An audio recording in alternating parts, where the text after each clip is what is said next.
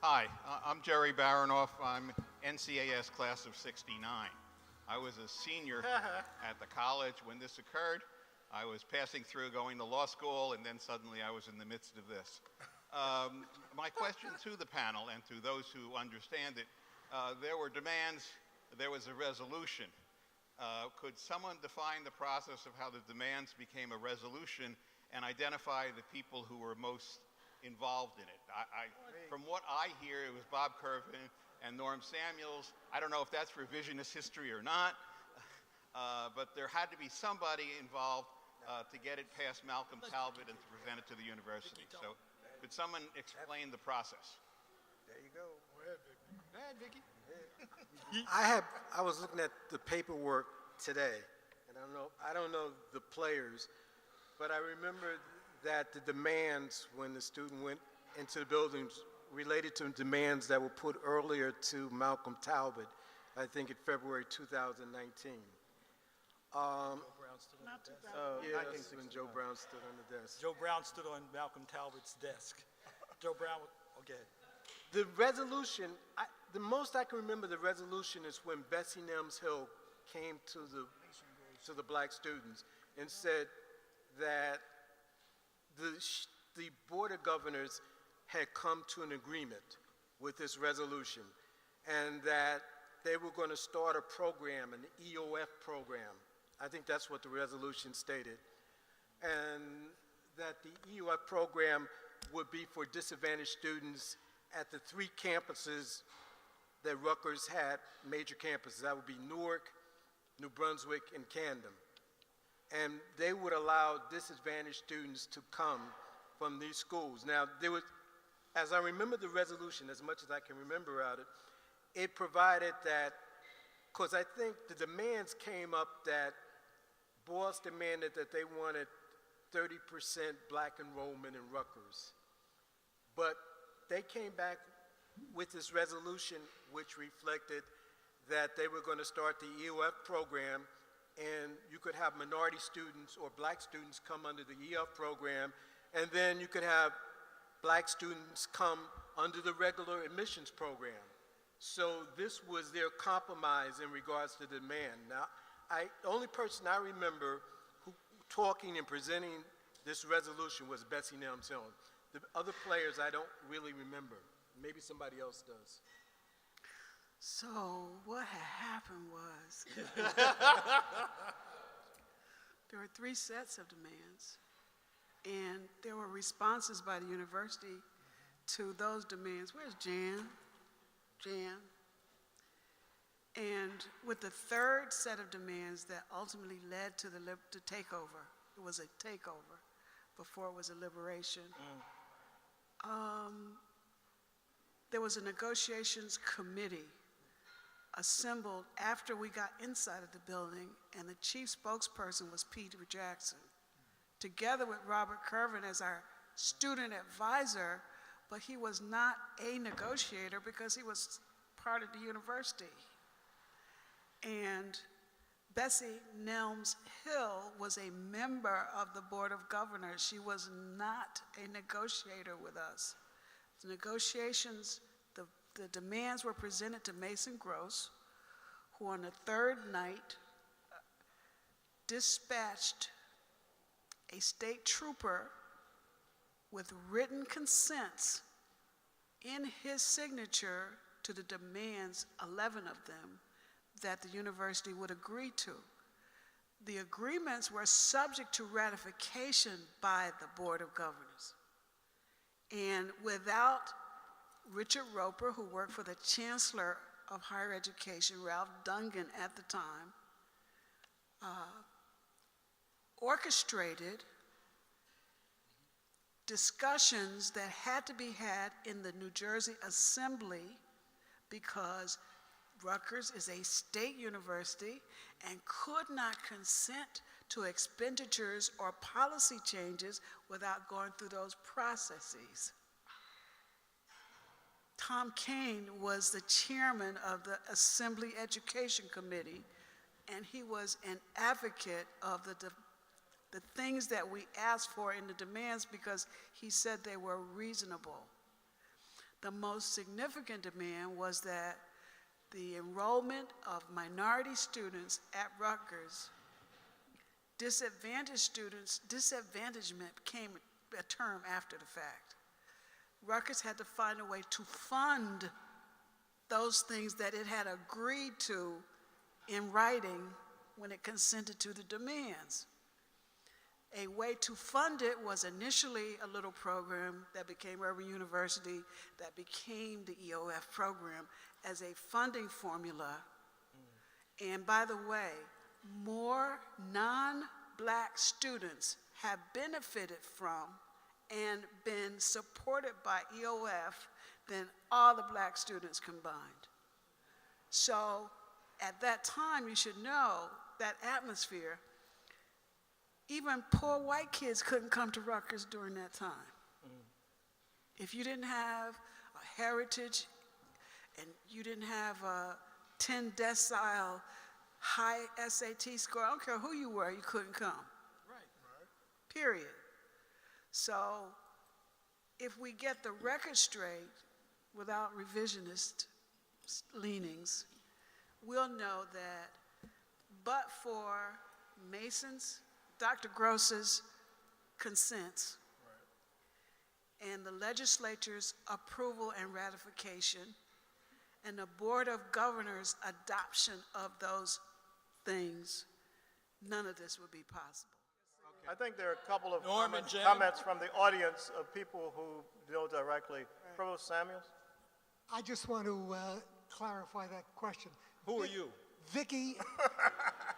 Vicky, as always, is absolutely correct in her sequence of events, but there's one point that should be emphasized in the interests of avoiding revisionism. Malcolm Talbot was quietly 100% behind Right. you. That's right. Malcolm This is correct. was the person that could be gone to behind. He got those demands. He spoke to Mason. He spoke to Tom Kaine. He made sure that the governor, Malcolm, was very influential, and we do honor, I think, to both the truth and to Malcolm. That's right. If we recognize that he was a key person in the resolution of this. And it would not have happened without Malcolm's direct, but very quiet, behind-the-scenes involvement. So today's students have Dr. Cantor, we had Dr. Talbot, That's right. and if, for boss students, for students, again, I'd love to teach, you have to know more about the folk who you see in opposition than they know about themselves. I didn't say about you, about themselves. So we were students first. We knew more about the university's history, and we equipped Malcolm, we could call him Malcolm with great affection because I was raised right, I'm not being disrespectful. Dr. Talbot was the head of the Newark campus at that time. And because he saw our diligence, he saw the hard work, he had no reservation supporting us. So the lesson for boss students is you have to do the groundwork. You have to learn what strategy is. You have to learn the difference between coalitions and alliances. There were people who were in alliance with us. We were similar. We had the same goals, the same aspirations, but we were supported by white students who were in coalition with us. Students for Democratic Society, for example. SDS, the Weathermen, all those people also stood with us. So just Another question, unless Jan had a comment, I understand that she might have had a comment on the same issue. Nanny? Yes.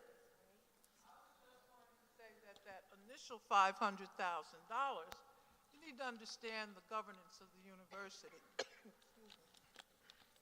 You have the Board of Governors that has policy-making authority.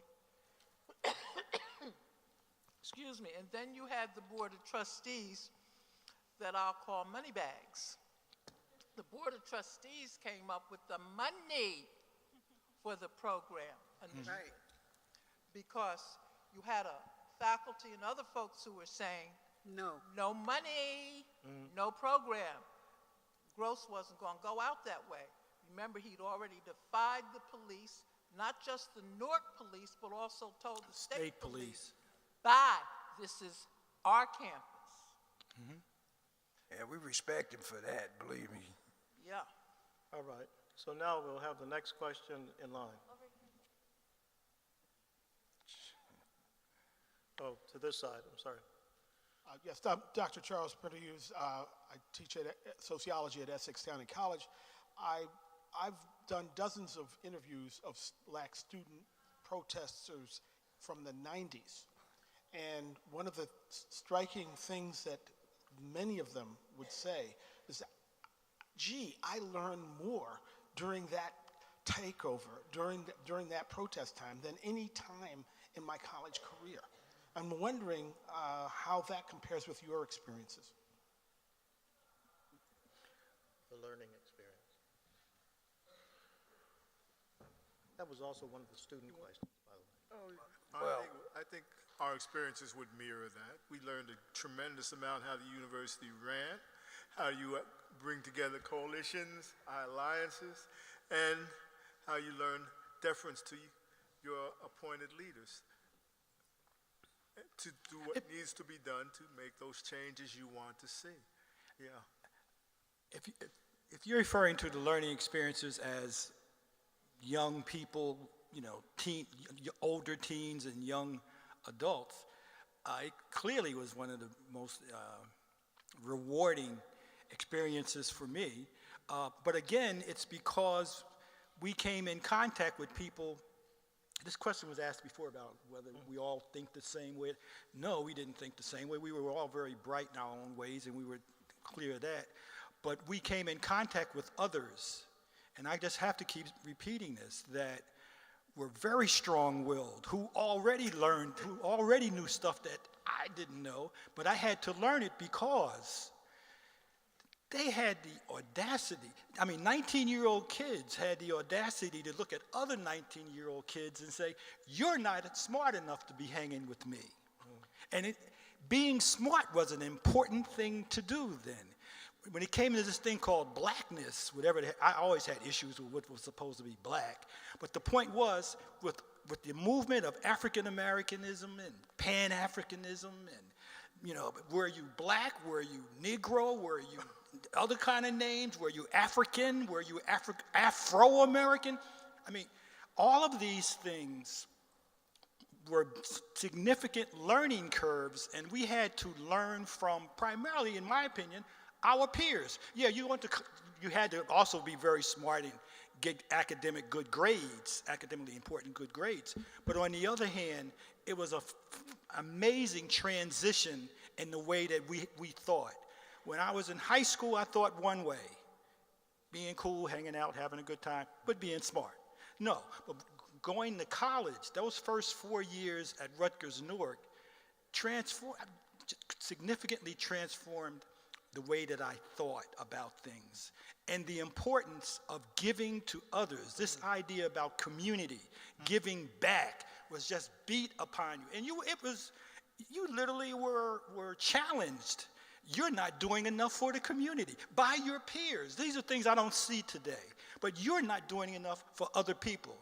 And he said, Dick, I'm just trying to get a degree. No, that's not enough. That's not, even though you would be the first in your family to go to college. And your parents, like my mother, she was beating me up. How dare you, not go to class for those 3 days. I couldn't, because my peers were saying, yeah, your mom going to beat you up, but I'm afraid of y'all even more. Okay. And, I think we had our peers, and the students were bright. There's no question about the students were bright. But the other aspect of our education were the people that were around. Mm-hmm. Like, I remember going up to Betsy Nelms Hill's apartment. That's right. And talking, and, and Betsy was rough. I mean, I'd say it politely, but she was rough. Correct. On your writing, the way you act. I mean, she was very rough. She was a mentor.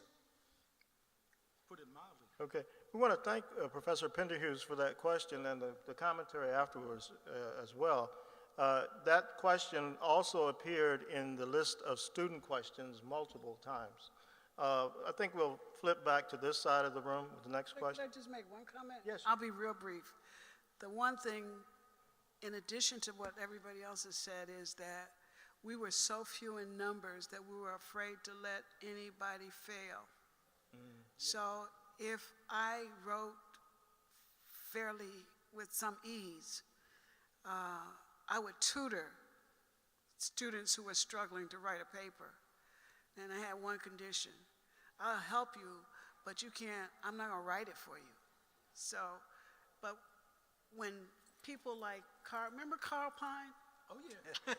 Super He brain. was like Super a brain. super genius. He was a mathematician. Incredible. He went to class, math, calculus, trig, and played bid whist in the campus center the rest of the day.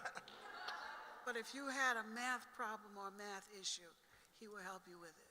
So we learned how to support each And other. again, this is an 18-year-old student. Comrade? Comrade Atno Smith. I was a Newark Student Union member when the takeover was done. I was a member of the Black Panther Party, and we stood out in front of Conklin Hall. And I supported you back then, and I support you today. Thank you. But one of the questions I have is basically, since I became one of your new recruits on campus, this was an evil place. This was a hateful place in 1970. We had all kind of problems because you had the Newark community and you had the Rutgers community. And when those communities merged, the Newark community had heroin addiction at its highest level at that time, had STDs at its highest level at that time. It just... Infant mortality is the highest in the country. Yes. My question is, did you have any idea you were going to bring all these problems onto campus? And as a backlash, the white students hated our guts. As a result, the only way they could get back to us was broadcasting over their radio station, supporting Dr. Spock's theories on inferiority, and reading and writing in the Observer newspaper. And you know what happened to the Observer office as a result. Yeah, we were there. But I wrote for the paper, so when y'all destroyed the newspaper, I couldn't write anymore. So if you couldn't beat them, you had to find a way to join them. And part of the Rutgers experience was learning how to deal with diverse groups and people who had differences in opinion, because they don't define you, they define issues. And we learned about personhood. We had some really good mentors in our community. It was just as likely that you would be at a rally with the welfare rights mothers on a Monday, and at soul session at the Hekalu with Baraka on Sunday afternoon. So there was, we had diverse influences, but we had a spirit of community. And along with that, those issues, people don't realize that we supported the new students that came in. We took them, how did we put together a camp the year after? And we had a boss house. Remember? We had a boss house. We had a took building. them away and tried to inculcate principles, how to deal with other people. And during the year, people don't realize that we had our own internal seminars where we delivered papers to each other on these issues. Boss? Okay, so yeah, there was a whole lot of learning going on at all kinds of levels. Excellent question. You have to come to the mic to be recognized. We shift back to what is my right side of the room. Hi, I have two questions. One, I'm wondering what role the faculty's vote of no on the change to the admission policy plays in kind of the larger progressive narrative of the takeover and all the way up to now, the legacy. And then I also have a question about the kind of consciousness raising sessions that you all had. And I know that in New York, you had like Francis Beale and SNCC, and they're like beginning this thing that is going to become Black feminism. And I'm just wondering if there was any discussion of that happening amongst the boss people as well. Okay, here I go. I swear, I stayed on campus. See, they didn't come to school. I'm just kidding. We had Nikki Giovanni. Right. We had Carolyn Rogers. We had Amiri Baraka. We had Gus Henningberg and Bob Kervin and Donald Payne and Bessie Nelms Hill. We had folk that we went out and urgently requested. We don't want to say demands anymore. That they be brought on campus. They would come for shows or readings, but they hired Tony K. Bombara in New Brunswick. They hired Nikki Giovanni, and every time we could bring somebody, because we were so few, those were the inspirations we had. And we were Newark. Newark in 1968 was the center and the site of the National Black Arts Convention. The whole Black Arts movement was here. We had heroes and heroines. Now, the issue about the role of women, I'm gonna just say I survived. Vicki, the other part of Interesting. her question too, not cutting you off, but she was asking about the faculty vote. Well, they voted no every time. Thank you, Norm Samuels. Thank you, Al Slocum. They took on entire faculties. Al Slocum stood vigil at the law school, which was then at Ackerson Hall. Dr. Samuels probably got threatened, beat up, or threatened to be beat up at every faculty meeting that they had. But for his leadership and a couple of other people too, we had a few, but he was the leadership. He was the heartbeat. He was the conscience of the faculty. And every vote came down to almost the last single 2 or 3 people making those decisions. But we would not have been able to do anything because the faculty controls. It is an academic institution, and that's just how it runs. But it's also important to understand that these were the 60s. And what was happening in many ways on our campus was happening throughout the country. I mean, it's just so different now, but again, the leaders the music, the poets, the last poets, as an example, was one of many. And this is what we would listen to. I mean, we would listen to even James Brown, say it loud, I'm black and I'm proud. I mean, constantly, over and everything that was being done, the culture at that time was an entirely different culture than what you see today. Today, it's, I won't go to use the curse words, but the point is, it's, cars and bling and, Charles George? He drove a Lincoln Continental Mark III. That's true. Well, that's the diversity of what we were like back then. What can I tell you? The point I'm simply making is that then there was not, we were just always hearing about the community giving back, say it loud, I'm black and I'm proud. I mean, over and over, and it was a very both brilliant and beautiful experience. We're going to get to the next question. Without cutting you off, I did want to add to the same question that perhaps some of our students are still in the audience and will defend hip-hop as having political consciousness. So welcome you to the mic. Yep. Good evening. Thank you very much. My name is Bill Payne. Yes. Assemblyman Bill Payne. Yes. Bill Payne. That's right. Supporter, mentor. And I was a student here at Rutgers, but not immediately after high school. After high school, I felt that I had enough education, therefore I didn't need to go to college. And so I was out here working at the public library. But I have, during that time, as a truck driver, by the way, with a high school education, but during a break one time, somebody pulled into the yard, and it was a fellow with a, Tiny Tim ice cream outfit, et cetera. Yeah. Et cetera. It used to be Good Humor, but Good Humor wouldn't hire African Americans, so Everett Felder made a lot of noise with the Urban League, et cetera, and he got hired by Tiny Tim. And he came in with the uniform and all that kind of business. It looked just like a Good Humor guy, but it was Tiny Tim. And it turned out that Everett had gotten involved with the youth council of the NAACP. And when he talked to me about it, he said, you ought to join this organization. And I didn't pay much attention to him, but he insisted. And so for $1 or $2, I joined the youth council at NAACP in Orange and Maplewood, while I was in my teens. So the civil rights thing and Dr.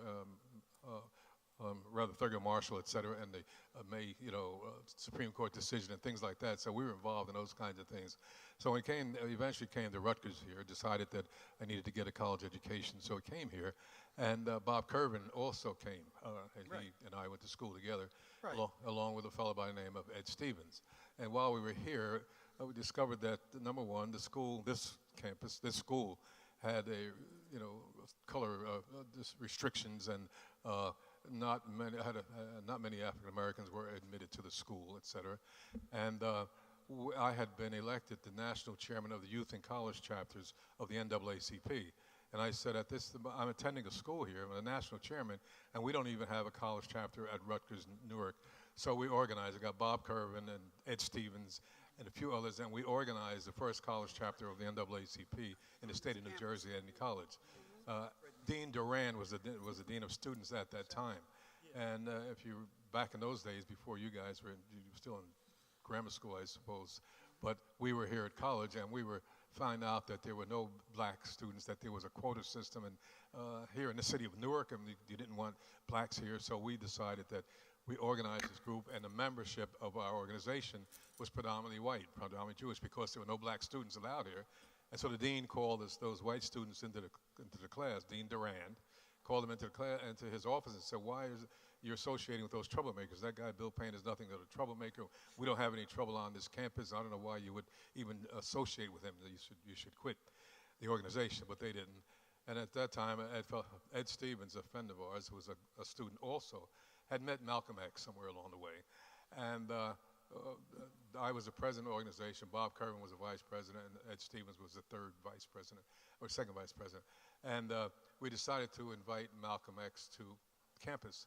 Now, some of you may have heard that Neil Brown, I think, had Malcolm come to Rutgers in New Brunswick and debate it. Malcolm came to the pharmacy school a couple of years before Dean Brown had him down there. He came at the invitation of ours, and he spoke at our organizations at the pharmacy school. Well, of course, Dean Duran, I think, almost had a heart attack that day. He might say, oh, my God, Malcolm X is on campus. And we had a discussion with Malcolm, and at that time I asked him, what is this business with the separate state? Because at that time, Malcolm was still, of that ilk. And I asked him, why don't you vote? Because if you vote, then you're going to be able to impact on the outcome of an election. And he said, young man, he said, you're probably, go to church, yes. You're probably Baptist, right? I said, yes. And he said, well, your preacher tells you when you die, if you're good, you're going to go to heaven, correct? He said, we tell our folks that we were going to have this separate state. He said, remember one thing, I'm a minister of my faith. And every church, every religion has a mystique about it. And he said, when your preacher tells you how you're going to get from here up there, is it escalator, is it elevator, or what? When you get the answer to that, that's when we'll tell our people how they're going to get up there to our separate state. And at that time, suddenly he was ready to leave, and I didn't realize it, but suddenly they circled me, and the Feud of Islam took me out of the place. But we had, the thing that amazes me is that was in 1956 or thereabouts. Right. And you mean to tell me that 10, 15 years later on, we still had the problem here? My God, how slowly things happen. I just don't understand how it is that it took so long for this revolution to take hold. But we wanted to know that we had a civil rights movement going on here, and Clarence Clyde Ferguson was the first black professor here, the law school at that time. So there was a lot going on early on, and I don't know, maybe we slipped a little bit in between, and then you guys came and took over and brought about changes. But this institution was way back, still back in the old days. And thank you for what you did. And also Bob Curvin, as you know, is a legend, and we worked together to try to bring about some changes. But this university had a long way to go. And thank you, Assemblyman.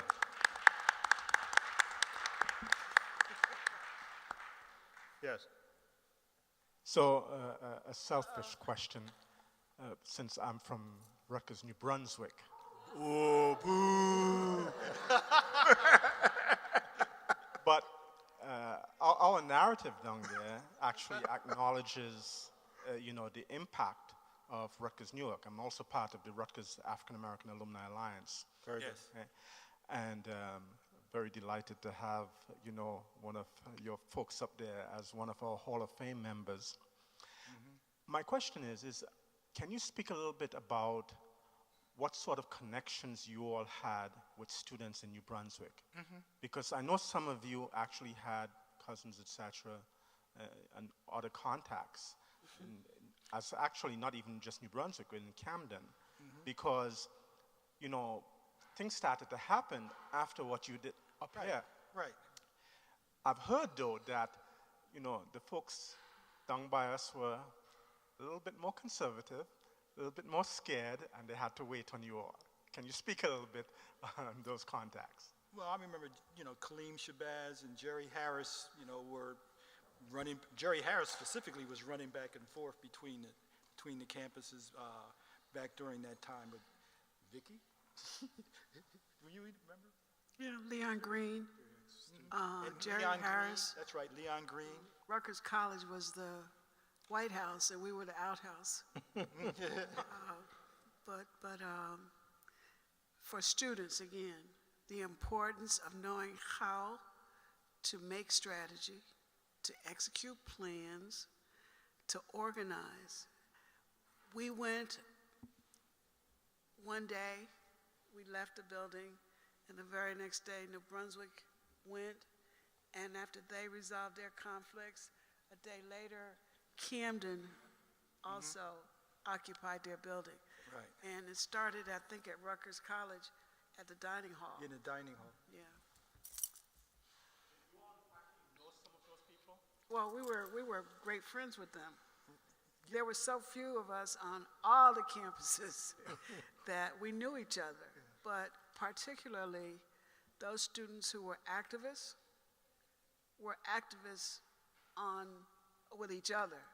They have an event, they need support, we would go down, Joe Brown, and Bowers, me, and a few. They would come up here. We also had great support from other colleges around the area, Bloomfield College in particular. James Credo, their camaraderie sort of began with basketball as a tool, as an organizing tool. We got the brothers to play, and we all went to support their games. We couldn't play on the regular team, so we made our own league. Yes, we did. They wouldn't let us have fraternities and sororities, so we organized our own. I think the black folk, the women's was called Beta Iota Beta, Black is Beautiful, or something like that. And still, we had to be students getting academically good grades. Had to make the dean's list in order to protest. Yep. Anybody else want to comment on the connection with New Brunswick and Camden? We'll go to the left side. Okay, this goes back to a question, a couple of, where you talked about how you recruited other students and then you had Couldn't hear you. This goes back to when you were talking about recruiting the students from Central and South Side, and that you had to teach them how to organize and how to, so that to my mind implies kind of like a class difference, because it's middle class people who know how to work in the system and how to get around. And that when you say you had to teach the younger students, was there like a class difference? Well,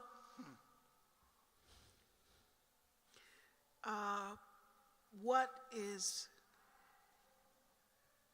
racism in the white community against black folk becomes classism in our own community against each other.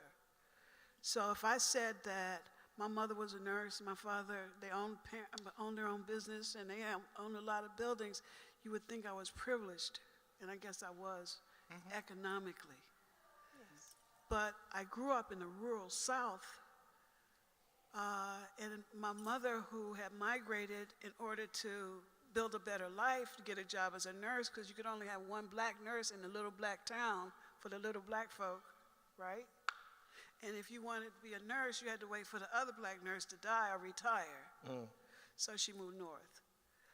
But the classism that typifies some of our communities colorism, we call it today, light skin versus dark skin, folk who are middle income, who are educated. I'm very proud that I come from multi-generations of educated people, but my grandmother worked in the fields to put 3 kids through college. So I identify more with the kids in the projects, from the projects of Newark, whose mothers had to go to work every day and do that as much as I did the doctor's daughter or Jan's people who let me stop. Well, but I'm like one of the kids from the projects. I wasn't in the projects, but I was just as poor, or my family was just as poor. We just had a big splash. We knew how to profile. But the point here is that there were a lot of class issues, and one of them even had to deal with education. I specifically remember time and time again, there were those who, in my communities of color, who would look down on me because I was going to the white man's school and started speaking the white man's language, and I'm going to be brainwashed by the white people. And if you think about it, in some ways, I don't like that word, brainwashed, but I did get exposed to a different way of thinking on certain, spheres, if you will. And I made a lot of it, took a lot of advantage of it, and I've also gave back to teach others those things.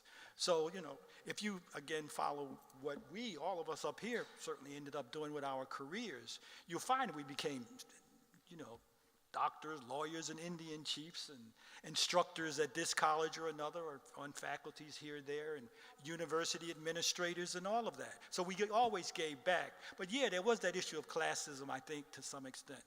I just want one quick point. I mentioned this earlier about Vicki. I like to show the contrast between how we are dressed. And because we were the same way back then. And what I meant was, I always, love Vicki for a bunch of reasons. And Vicki always was cool with me. The point is, this is, quality, culture, African, Pan-Africanism, Afro-American, the name the 9 yards. I'm from Newark, this is Florida. I'm from the projects, Stella Wright. I'm from Newark, right?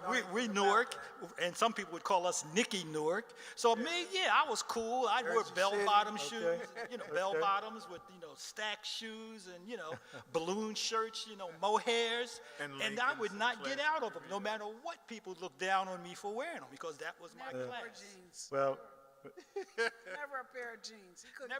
He couldn't go on a demonstration if he wanted to, because he didn't have the right attire. well, we got quite a bombshell on cultural diversity in the African American community. Unfortunately, we're up against a hard time mark, and we can't have any more questions, but we wouldn't end this panel without allowing the panelists. Would allow this one? Okay. All right, thank you for allowing my question, and I want to say thank you to the panelists for opening the doors, for allowing me to come to Rutgers University, because I know if it weren't for you, I would not have been able to make it to Rutgers University. So my question is, I heard Vicki talk about strategy, learning about coalitions and certain dynamics that are important to protest. But you know what? I'm ready to move forward, right? So we have BOSS, we have HASAR, we have the African OAS, we have WISA, but the chairs, where is BOSS? Where is WISA? Where is HASAR? Where is OAS? So we're talking to the choir, preaching to the choir. I'm asking the panelists, do you have words of wisdom that can pique the interest of the African Americans, the Africans, the West Indians, all of these people to say, you know what, you think you've arrived, but no. What is it that the students, the 5 students in Boss, can say to their classmates that will make them wake up and see that the struggle is still happening today. Because I'm really tired of the struggle. Ain't no sense in getting tired. Okay, as an organizer, civil rights organizer in the South, I don't know if it's even relevant anymore. We used to have freedom schools and Saturday workshops that taught us these things. But our failure is that we did not pass it on. We did not pass this torch. But there are curriculums and there are strategies that we can all gain access to. We just Google stuff. When old people just Google it, or y'all probably know other ways to do it. But first, you got to inform yourself. You really have to make a commitment to know as much about what it is you want to organize as anybody else should want to know. And then you got to do old-fashioned stuff like outline this stuff. You know, if I want 50 people to come to this rally, what kinds of things do I need to do to maximize the potential that 50 people will come to this event? Social media now helps you a lot. But even with social media, you got to know how to pique people's interest. You got to know how to carve out the issues that will attract people to what it is that you want them to participate in, and you got to deliver something. And it doesn't matter what your ideology is. You know, the references to Pan-Africanism. I was an Nkrumahist. I don't know what that was, but I just liked Nkrumah. Pan-Africanism. Africanism, Yeah. revolutionary nationalism. But there are things that can be taught, that we were taught, that we could pass on before we die. You know, I'm going to be 70 in 2 weeks. Can you believe that? 70. I said that out loud, too. Ooh. We really are finished. We are really finishing up, and the last opportunity from the panel was such a question. What are your final thoughts that you might want to share? This has really been an archival moment today, and I'm so glad that it's being recorded. I hope everyone who's attended tonight's session is as overjoyed as I am just to hear the voices, you know, from February 1969, and have it documented. So that final question, I would say if I could have a word about that question, you know, one of the things that used to be done, you know, we teach African American studies courses, and still the majority of our students are people of African descent. And I'm sure I would, definitely, and I'm sure that my colleagues would welcome BOSS and the other organizations to come into the classroom and share your goals, your platform, make a pitch. So I'm sure the doors of the classroom are open. We allow environmentalists to come in to make a pitch. Let BOSS come in and make a pitch. I think we have to be cooperative in terms of not just social media, but using the academic halls as a place of recruitment and convincing. I'm going to allow these wonderful people to have their final remarks, and then we'll finish this portion of our program. Go ahead, Tom. Start with Harrison. Let me start and get it over with. I just want to say that trustworthiness was the most important factor for me back then. I dealt with people that were trustworthy. I like to consider myself as trustworthy, and they believed, the people I dealt with, Vicky, Joe Brown, James McGill, these names, they believed in what they were saying, they believed in what they were doing. So, if they were going to march off the cliff, because we really didn't know what the outcome of this liberation was going to bring, we really didn't know. There was a lot of fear in the air. We didn't know. And I think Dr. Talbot for keeping the Newark police and the state troopers off the campus, and also Bob Curvin, who stood up, you know, for us on our behalf. But there's a lot of fear. And I'm saying if it wasn't for the trustworthiness, I probably would not have participated. But the people I dealt with, they believed, I believed, and if we were going to go to hell, we were going to go together. Yes.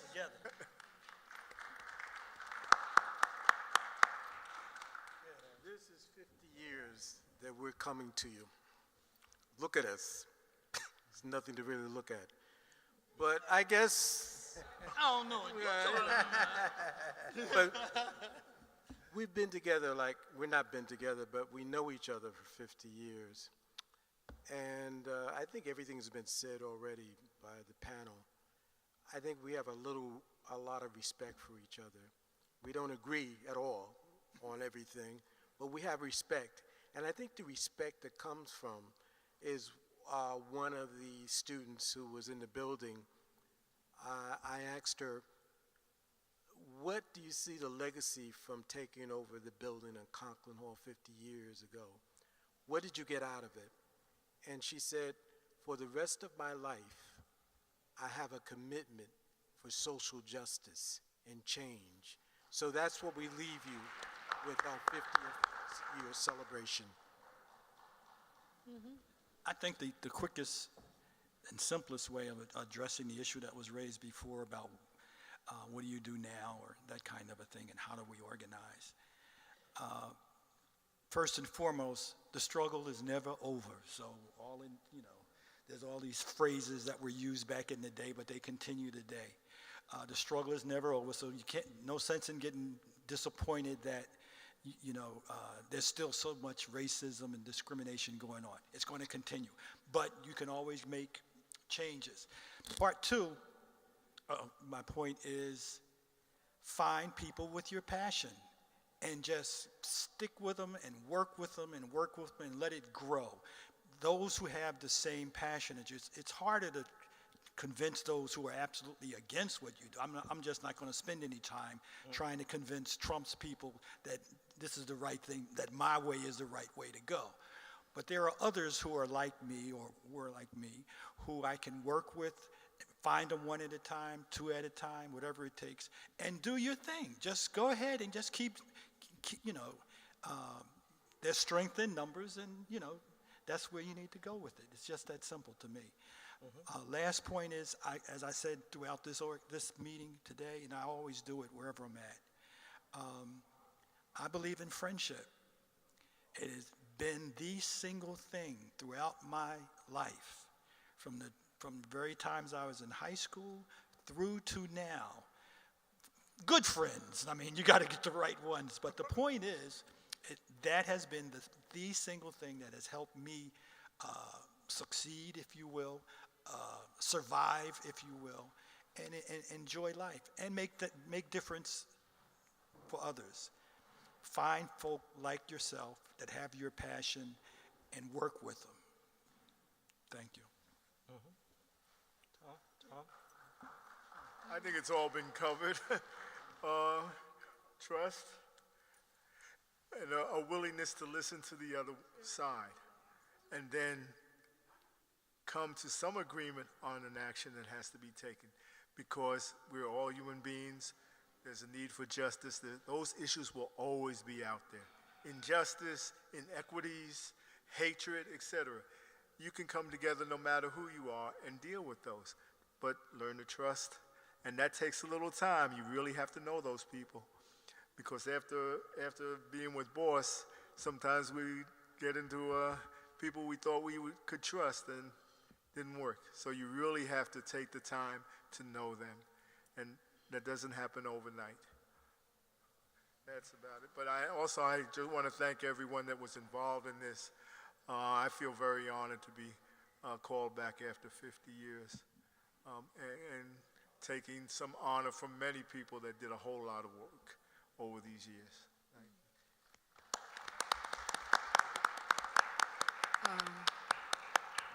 They always put me last, right? I grew up with an adage that said, be the job, great or small, do it well or not at all. And my mother would add, and not at all is not an option. So whether you're students or faculty or staff or community members, you have to find something that your passion drives so you'll want to do it. But if you have, as I do, something that is central to who you are and that defines you, first you gotta know it and work on things that help you know it. But mine is a spirit of service to others. So it didn't matter whether it was in a courtroom or marching or diving in a ditch in the South or being arrogant in a classroom. I had a spirit that says, there's nothing in me greater than thee. And if you don't really believe that, you're not going to go very far, because it's the passion that drives you. It's the passion to do the work. But you got to love other folk, and you got to want to serve somebody. Your degree by itself, I got 3. They don't do nothing for me, no time, that is not connected to my spirit to use them for good.